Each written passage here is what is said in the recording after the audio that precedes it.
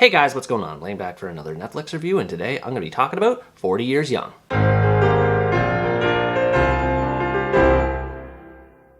40 Years Young is a Mexican comedy drama that tells the story of a man named Cesar, a professional chef who runs a restaurant with his coworker and friend Paulo. Everything is going well for Cesar until he finds out that he is not the biological father of his son. At the same time, Paulo informs him that the pair has been invited to partake in a small restaurant contest in Cancun, which will award a $20,000 prize to the winner. Cesar agrees to participate in it as he tries his best to prepare for the competition while grappling with his family predicament. Although I saw a fair number of negative ratings and reviews about this movie, I didn't have strong emotions for it either way. It's a decent enough watch, but pretty much everything about its presentation is formulaic to the point that it's not really worth discussing it all that much in depth. The main character, Cesar, is a typical family man who cares for his son and initially his wife until she ends up turning his life upside down. I did feel bad for him in a general sense on account of what he goes through in the story, and his dedication to cooking does give him a tangible goal to pursue beyond just being a regular dad. He spent a long time putting his own needs aside in order to make way for his son's and wife's needs, which makes things worse when he's eventually betrayed. The more dramatic moments in the story when he tries to come to terms with his situation were interesting, but at the same time they felt kind of bland in their approach. Apart from his career, there wasn't anything about him that stuck out as a character. He's supposed to be going through an emotional crisis, yet his emotions kept flip-flopping.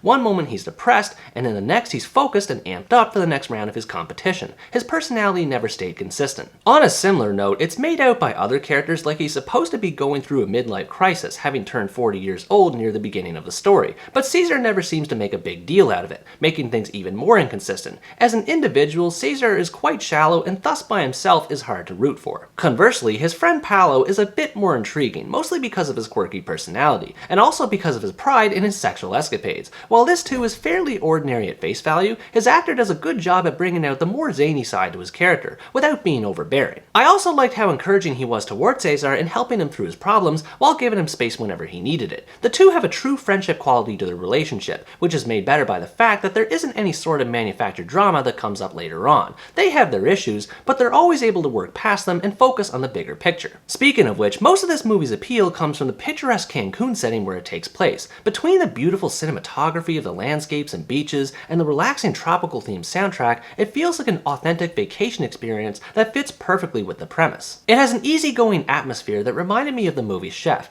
Not only is this movie centered around cooking like Chef was, but for the most part characters were also pleasant and never got completely bogged down in drama. This made for an uplifting watch that I personally found to be a breath of fresh air. The cooking competition itself was probably the biggest highlight for me. Cesar and Paulo go through multiple rounds of the contest, each one being more creative with its recipes and scenarios, one of which involves a surprise ingredient. It was exciting to see what kind of fancy meal the two were going to cook up. Sadly, the contest tends to fall by the wayside at times and never feels like it's focused on as much as it should be. I do like the fact that Cesar and Paulo do more in Cancun than just cook all the time, but the other things they do while they're there aren't compelling. They mostly just meander about town or hang out on a boat. Sometimes these diversions are a bit more fun when the comedy comes into play. I wouldn't say that they're hilarious, but there were a lot of moments that did get a chuckle out of me, mostly when Paulo gets involved in some sort of shenanigans or withholds an important piece of info that he inevitably blurts out later, which sets off Cesar's anxiety. I think the funniest thing about the movie is how the two treat Cesar's ex-wife, who also happened to be my least favorite part of it, if that makes any sense.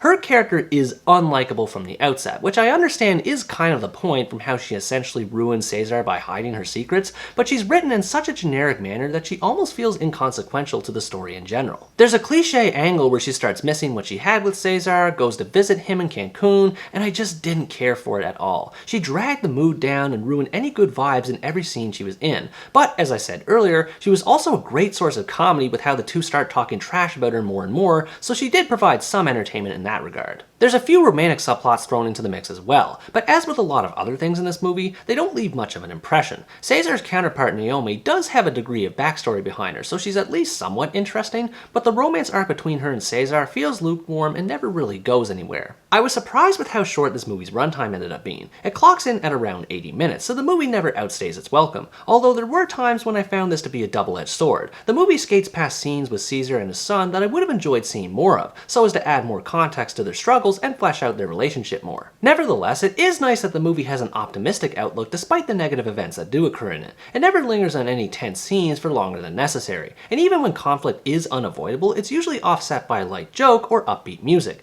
It's lacking in spirit in terms of execution, but at least it isn't mean-spirited either. Overall, 40 Years Old is a mediocre dramedy that proceeds with its messages and story in uninspired fashion, but there is some beauty to be found in its simplicity. If you like dramedies that lean more toward the comedy side and you want to just turn your brain off and enjoy an easygoing vacation story, especially if you're a foodie, you might consider checking this one out. Pretty much everything from the characters to the story is carried out predictably and virtually without any originality, but the visual appeal, the occasional bits of comedy, and approachable runtime help make it more tolerable. I don't really recommend it, but it's definitely not that bad either. What did you think about this movie? Did it appeal to your inner sense of wanderlust, or was it too bland and unoriginal for you to enjoy it? Let me know in the comments below. Anyways guys, that's going to wrap up my review of 40 Years Young. Thanks for watching this video, I hope you enjoyed it, and as always stay tuned for the next part, where next time I review the American teen drama, for real this time, along for the ride.